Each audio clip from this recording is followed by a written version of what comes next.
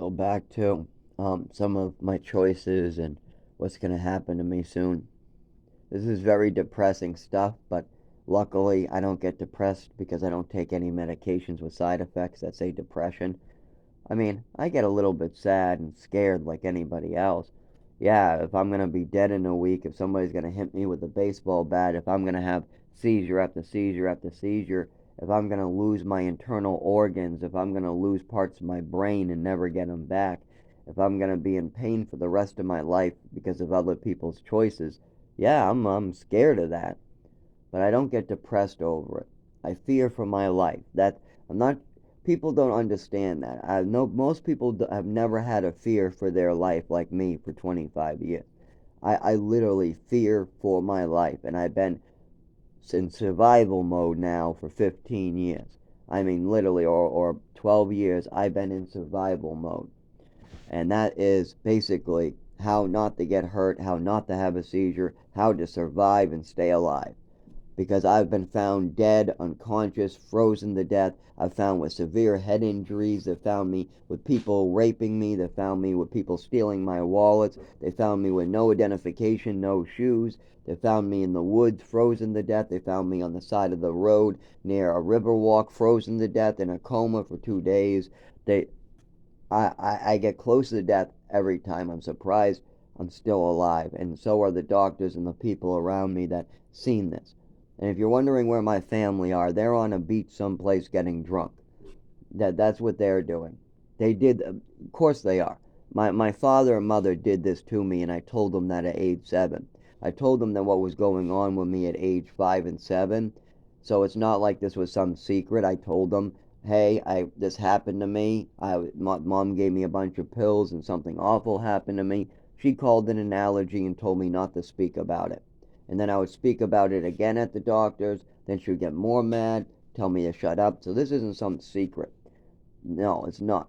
My no, well, it's a secret from my father and mother. They don't want anybody knowing. They don't want anybody to know that they crippled the child. So they're running away. They're running away because they're never gonna want to take responsibility for their actions. They want me to just die and nobody to find out why. They rather me have seizures and get injured for the rest of my life than take the responsibility for what they did to me. Now, keep in mind, I have other problems that are my responsibility. Not everything is my father and mother's fault. That would be psychotic. No. What started at age 5 or 7 with that overdose, I didn't give myself a handful of pills at age 5 to 7. No, my mother did. I didn't give myself full bottles of Epicac. My mother did. I didn't lie to Social Security. My mother did. I didn't manipulate the family and the doctors. My mother did. But at age 15, I started taking some drugs, and by the age of 20, I was a alcoholic. So keep that in mind. Those are my fault. And so the hepatitis I have in my liver, I take full responsibility. Whatever happens with my hepatitis in the future, when it gets real bad or whatever, or paying for treatment, or if I can't get treatment, that's all my fault, and I can live with that because it's something I did. It's something I have the information to fix. It's something I can bring to the doctor and say, hey, I want hepatitis treatment. This is when it started.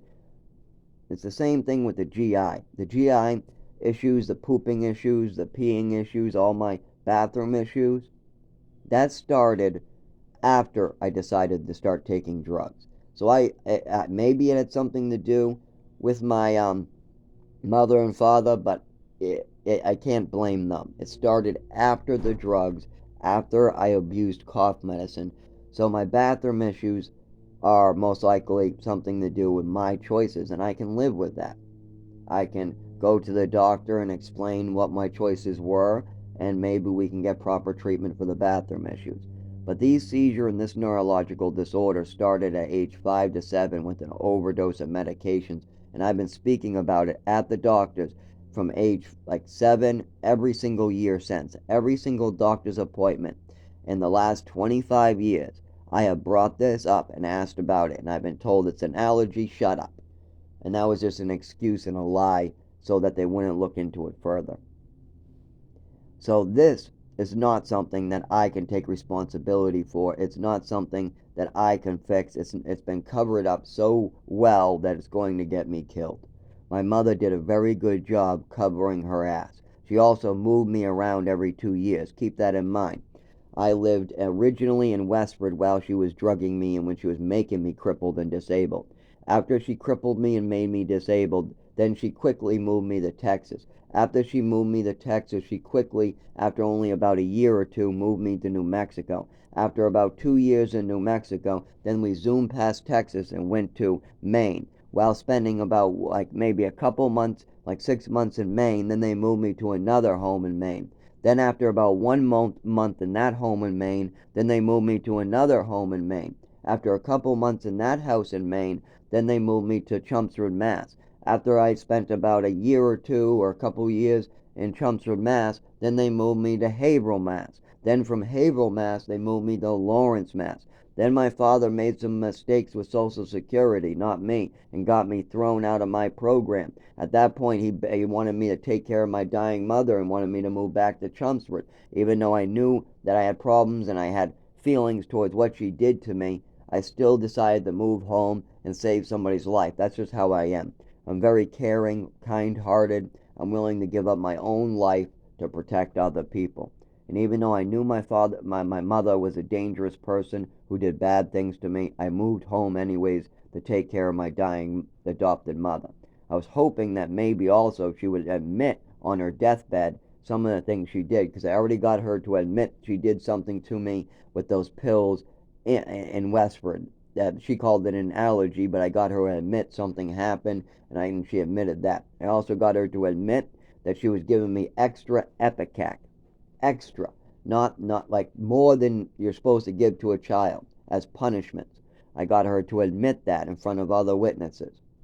So when I came home at age 19, I thought that might be a good thing. Maybe she'll, come clean about what she was doing. But that's not the case. She just drank herself into death.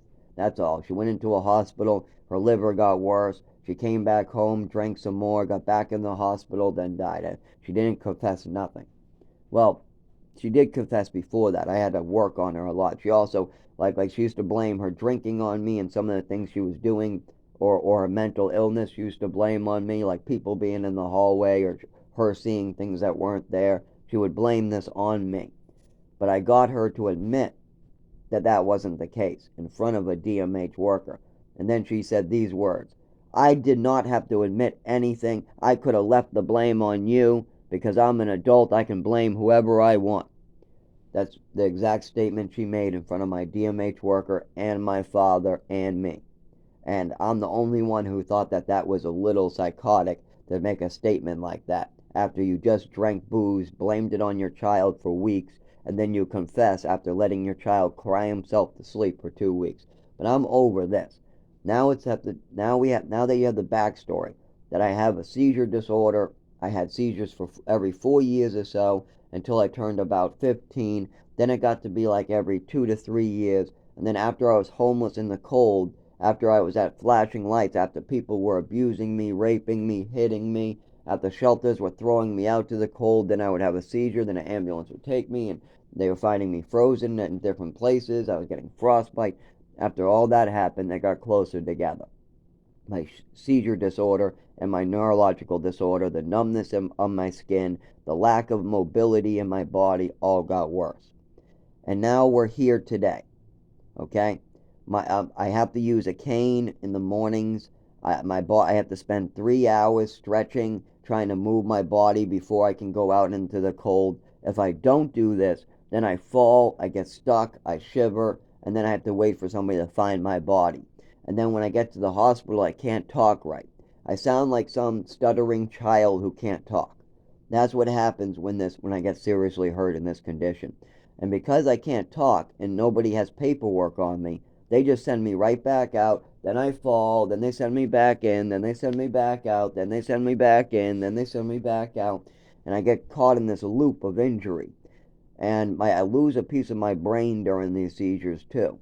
It's not, when you smash your head against the cement and you have a seizure as many times as me and it goes untreated, you lose a piece of yourself each time. You also get permanent injuries. I have pain in my back and arms and legs, as well as the neurological pain, the seizure-like feeling pain. But every time I have a seizure and I wake up with these giant welts all over me and black and blue and stitches and fractures and all this other stuff, of course, that's lifetime long pain. So, knowing all that, knowing that I would need a couple hours to move my body, knowing that if I go in the cold, I end up having a seizure and I get seriously hurt and I never wake up the same, I lose a little piece of myself each time, knowing that I'm going to be, like flashing lights do it too. Like if you take a flashlight and hold it in my eye back and forth, back and forth, back and forth, that causes the neurological activity to get worse, but not always a seizure unless you combine it with noise and other things. Loud noises also triggers it and cause it so I can't move. If I'm sitting on a couch doing nothing and you made a loud noise next to me, yeah, I'm going to jump, my nerves are going to jump, I'm going to feel like I'm tased, and sometimes I do have a seizure, but it's not that big a deal if I'm not trying to move my body. But if I'm trying to, let's say, walk down the road in the cold, or just walk down the road at night with the lights going by me, and a big truck pulls their horn, I will fall on the ground and have a seizure. That's because I'm trying to move my body at the same time that this is triggered. Touch also triggers it as well. So I'm combining. I'm trying to walk down the street, and then all of a sudden, a light and a noise hits me, and then I seize. I just seize on the ground. And then I have to wake up and continue walking because nobody ever finds my body. And I can't dial a phone after a seizure either. I lose the ability to dial a phone or talk. So I can't call for help after a seizure. Keep that in mind. When these things happen, it takes me 30 days, sometimes 90 days, to get the ability to talk, walk, and dial a phone properly again. Every single time I lose the ability to talk, I lose the ability to dial a phone, I lose the ability to walk. It's really bad. I lose the ability to use my body. I get stuck inside my body like I'm partly paralyzed. Now, I've been trying to get documentation, trying to get some type of diagnosis and treatment for this. That's the best option. I've been trying to get treatment for this for 25 years, but I didn't have the right words to describe it as a child, and my mother wanted to cover it up. That's important to know. My mother wanted to cover this up. That's why she kept me moving. That's why she called it an allergy. And then that's why when the doctors realized that I had this issue, she put me in ballet and then moved me to another doctor.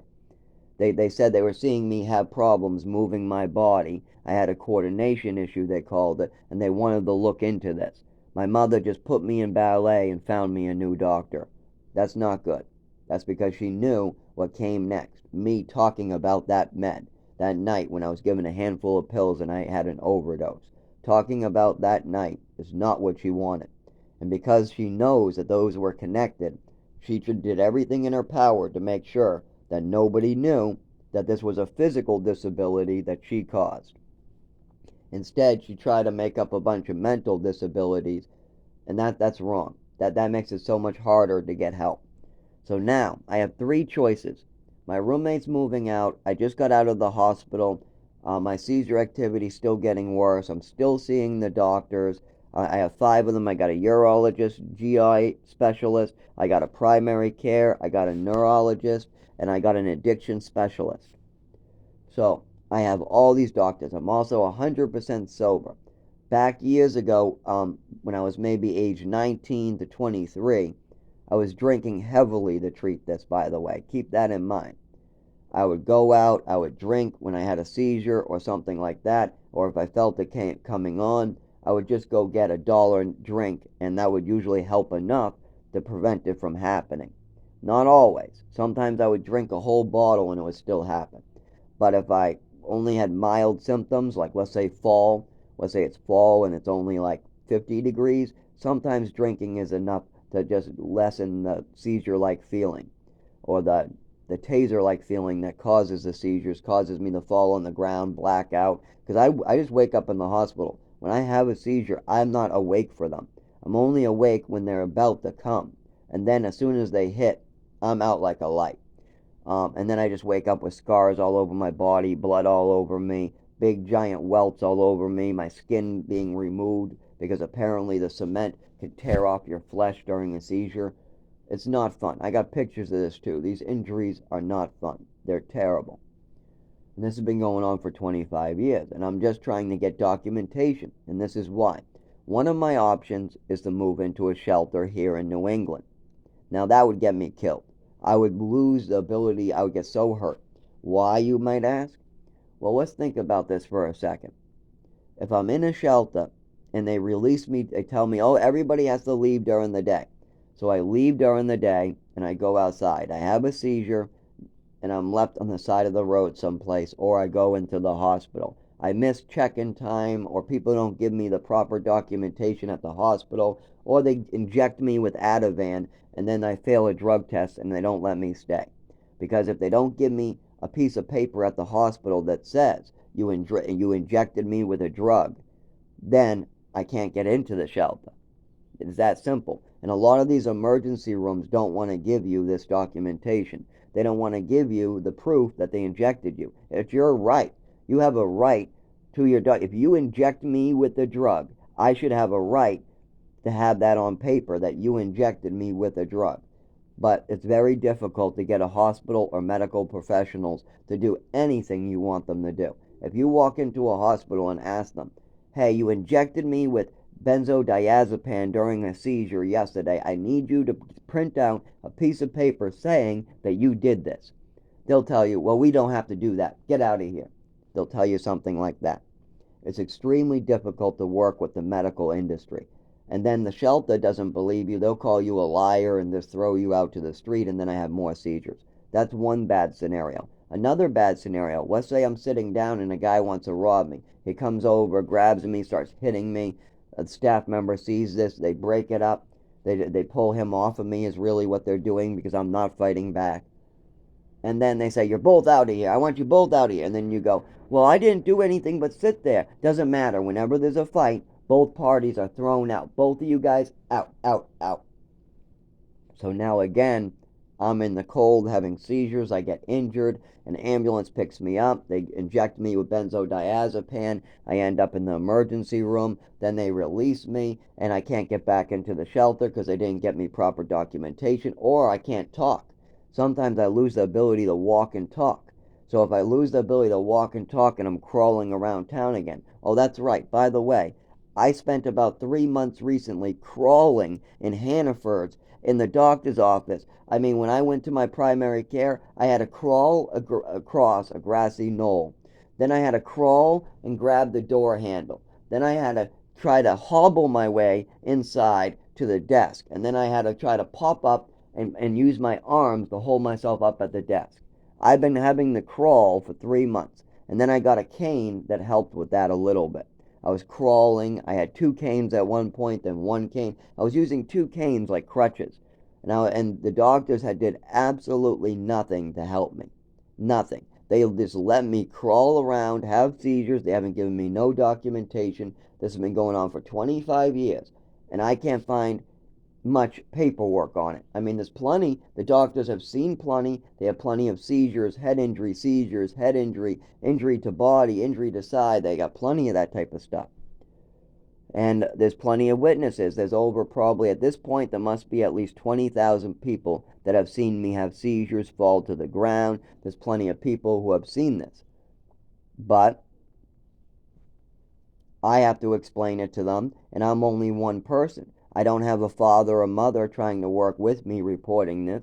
All they want to do is call me crazy. Well, if you call your son crazy for having a seizure and having this disorder, then I'm never going to be able to get help, and that's what they want. My father and mother wanted to make sure I never got help, and they did a good job doing it. So it's very difficult for me now to deal with this.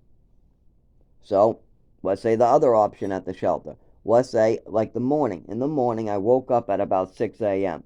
It took me about an hour and a half to make it to the bathroom. I had to use this cane right here just to get there. I had to use this cane in the morning to get to the bathroom. I made it to the bathroom without falling, but then my poop got stuck inside of me because it was so cold in the bathroom I was seizing. I was shaking on the toilet. my body started to cramp up, all my muscles and my body started to cramp, arms, insides, GI. So you know what I did? I took the hair dryer and I turned it on and I blew my body with the hair dryer as I was pooping. So, and that worked. That worked enough to warm up my nervous system so I could take a poop. Um, After I used the hair dryer on my body for about 15 minutes, I was able to go to the bathroom, pee and poop. Then I had to make it back to this room. So then I hobbled with the cane back here. Now this is only during the mornings because my body's been at rest and this neurological disorder has not been treated in 25 years. So it's getting worse every year. Keep that in mind. It didn't start out this bad. It's just because people didn't treat it and people were covering it up that I get seriously hurt. Okay, well, what happens when that happens at the shelter? What happens when they wake me up at 6 in the morning? I get up, I try to move my legs, and I can't get out of bed for a good hour, but I'm in bed. I'm sitting on the bed, awake, up, dressing. I'm all dressed and everything. The only problem is I have to stand up. Now, if you give me 2 canes, I can try to crutch my way out, but then I still got to sit down when I'm out front of the shelter. So I get stuck in the cold out front waiting for my body to get realigned so I can make it to Dunkin' Donuts. That's not going to work. What's going to happen is I'm going to fall and hit my head on something, or I'm just going to fall and end up slamming on my nose, or I just end up falling on my side, or something's going to happen where I can't use my legs and hold my weight up. I also shake horribly. So if they don't give me enough time to stretch or move around, I don't mean sleep. I don't got to stay in bed or nothing. I just have to do like leg kicks. I need calisthenics. They're like light movements of your legs and arms that I have to do for a good couple hours, and then I can try to really move my body. But if I don't do that, I fall, I seize, I just don't, my body does not work straight out of not moving. If I keep my body at rest for too long, then it's harder for me to use it when I wake up. Well, let's say I do fall and I'm shaking and seizing. Let's say I'm in the shelter, they wake me up at 6. I try to get up because they tell me, if you don't get moving and out of here, yeah, you're awake and you're sitting up, but I need you out of the building now. And they give me 30 minutes to get from the bed out of the building. Okay, so I start stretching my legs for 30 minutes. I start stretching my arms for 30 minutes. And the stretches look something like this. Oh, well, you heard that crack, I'm sure. All my bones cracked now. All my muscles, everything. That's pretty much all I have to do for an hour is stuff like this. Oh, see, that's the twitch right there. I did. Oh, that went right up my back. Oh, I almost just seized there. Anyway, so I gotta do stuff like that, move my arms in the same type of way for an hour or two. Then I can try to walk without falling. If I do stand up and I start falling, then I gotta sit back down or I gotta grab a cane or something like that. What happens a lot, sometimes I spend 30 minutes stretching and I try to get up and I try to pace or I try to get some exercise, but then I'm about to fall back down, so I have to sit back down. Let's say this happens in the morning at the shelter. I fall down on the ground, and then the staff comes over. You're faking. You don't have any documentation. Get the fuck up and get out of here, they'll tell me. Then I say, okay, I'm doing it. And then I try to get myself up while crying, going, I'm trying to get up, and I'm trying, I swear to God, I'm trying. And then I try to stand up and I keep falling and I'm shaking and I'm seizing. Now my whole body's in a big seize. I'm shaking, but I'm still conscious and I'm trying. And then the woman is screaming, you get up out of here. You're just faking this. You get up out of here. Fuck you, get out. And then I have a full-blown seizure, or I get out and have a seizure outside. When I come back to that same shelter, because this staff member is going to say, I think he's faking. He has no documentation. I haven't seen a damn piece of paper that says anything's wrong with him. So he needs to fucking get moving. He's probably just some psychotic idiot that has some psychotic mental issue and he's faking it. That's what they'll probably say, because my mother and father called me psycho for so long that there's no other help I can get. I can get all the pills I want in the world. I can get all these drugs from the psych doctors, but none of it does me any good. I've taken pills for 25 years, and all it does is make this worse. There's no good answer. That's why I need documentation. That's why I've spent so many hours, and that's why I've spent thousands and thousands of dollars going to neurologist, primary care, every doctor. I literally have spent every day off at the doctor's emergency rooms. I've tried my best to get documentation of this. I even call ambulances. I go to the emergency room. I go to the neurologist. I fully explain. I even keep a verbal record on here so people have an idea of what's going on with me. But that's not going to help when I go back into that shelter and I tell them, no, I called my neurologist. He says I can't get documentation until maybe November when I spend a week in the hospital. They're going to say, well, that's not good enough for us. That's what they're going to say. And then I'm going to have a seizure again and again and again and again and again. I'm going to get so hurt that I'm never going to be able to walk again. I'm going to be made paralyzed because we have a broken system and my adopted mother decided to cripple me. This is wrong. This is so fucking wrong. It's going to get me killed too. Now that's option one. If I lose my apartment, I move into a shelter without the proper documentation ready yet. I'm working on the documentation as we speak. I've been doing it for 4 years now. I've been spending every day off at the doctor's. I've been spending every day off working on this. I've been spending every extra dollar I have on getting medical devices like this bracelet or the other bracelet or the canes or whatever the hell. And I don't want to spend money on that. I'd like to spend money on a video game system. I'd like to spend money on going to the movies. I'd like to spend money on maybe getting an electric scooter. But those things don't matter because I have the seizure disorder. I can't ride a scooter shaking like I shake. I can't go play video games because I'll still feel the lightning feeling through my body when I play them. I have to be real careful with video games. If I spend too much time on them, I get that lightning feeling through my body. I've never had it trigger a seizure though, video games, but it does give me the lightning feeling through my back. And if I play noise too loud, it's even worse. Like I can't play a video game too loud, I found out. But these are what normal people do. They buy a car, they buy a motored scooter, they buy a video game system, they go to the movie theaters. Instead, I use my money for medical devices and going to the doctors. If I have to take an emergency room visit on a Sunday, I spend all my money on paying somebody to bring me home. Sometimes it's $30, $50. This gets expensive. But I've been paying for it. I've been doing the hard work for years now. I also asked for help before I became an addict. The doctor's excuse why they really didn't pay no attention is because I was an alcoholic. The reason why the seizures weren't really mattered or nobody gave a fuck about me, even though I had like 100 emergency room visits in Lowell, Massachusetts, is because I was a drunk. They said because I was a drunk, it didn't matter what happened to me, it's just the alcohol was a problem.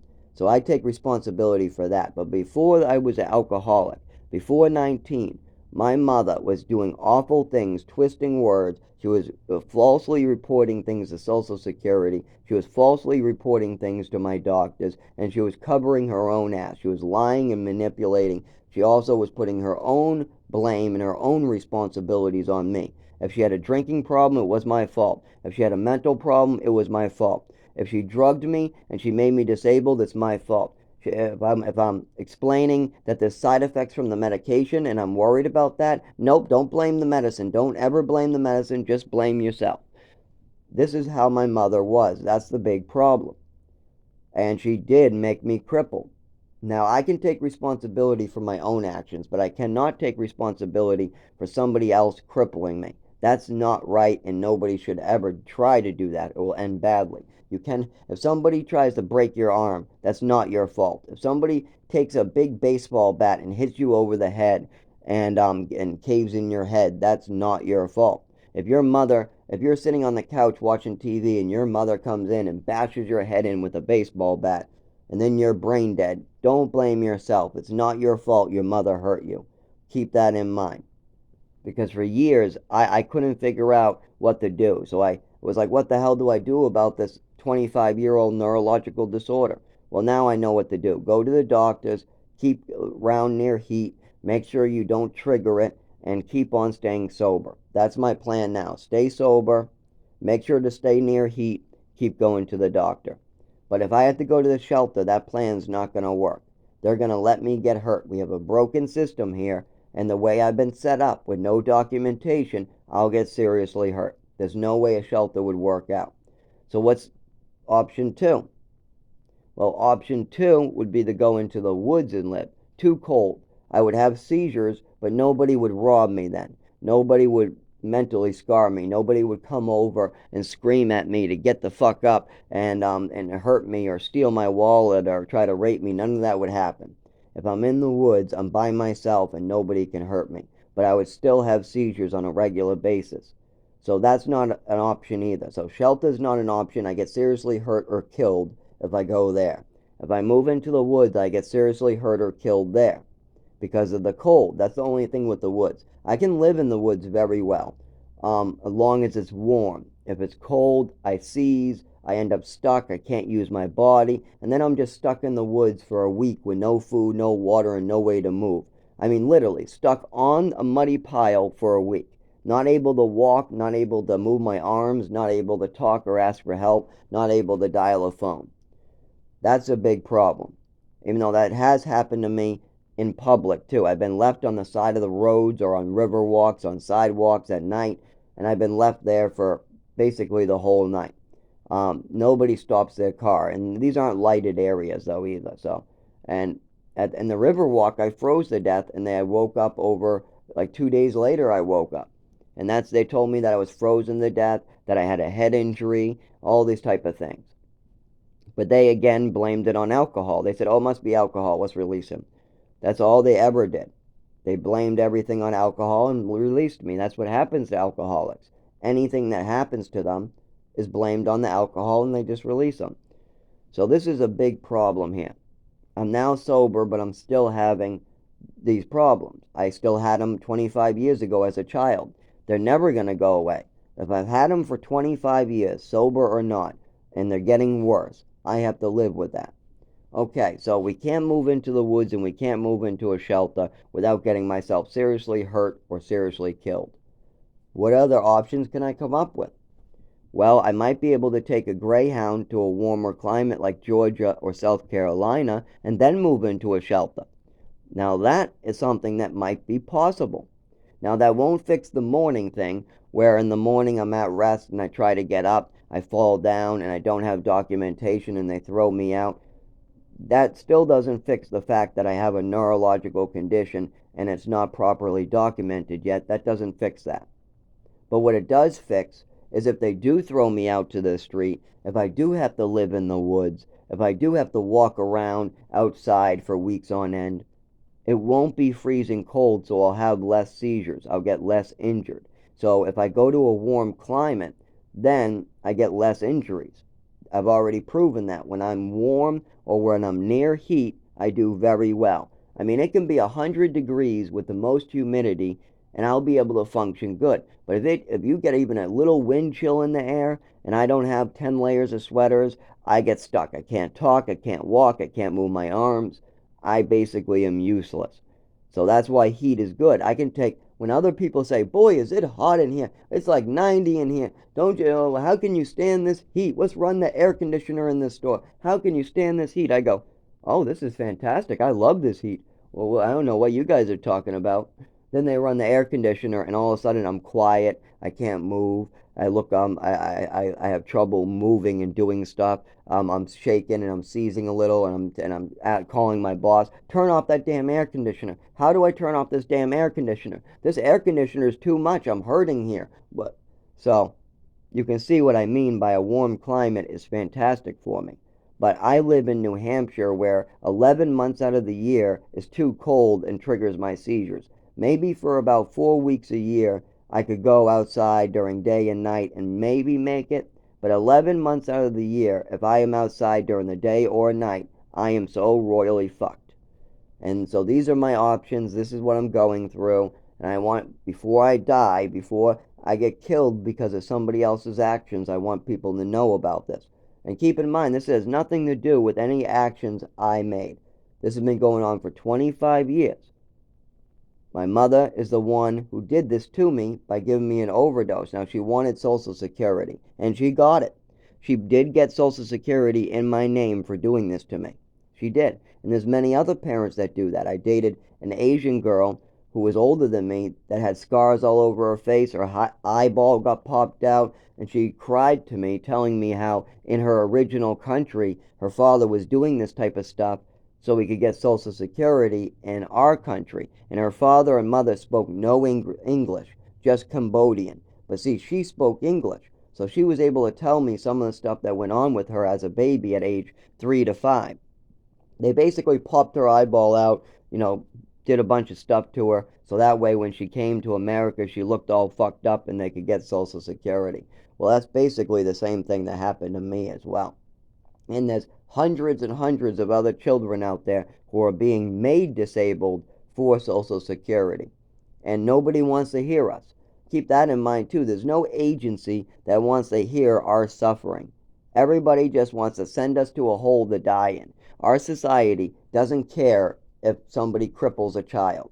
Nobody cares. And if we figure this out, and if we speak about it at age 7, 8, 9, 10, 11, 12, doesn't matter.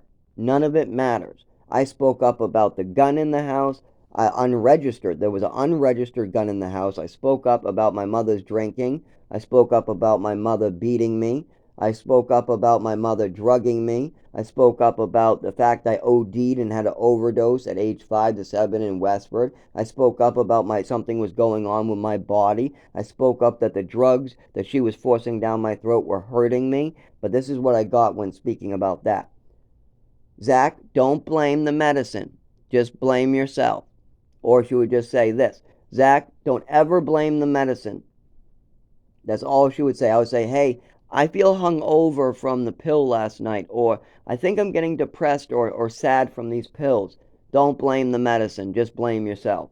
That's pretty much all I would get from her. And there was a reason for that. Because if my mother convinces me to blame myself, that I have a hangover and these, even though I know that these pills are doing this to me. I take a pill and all of a sudden I feel sad for hours.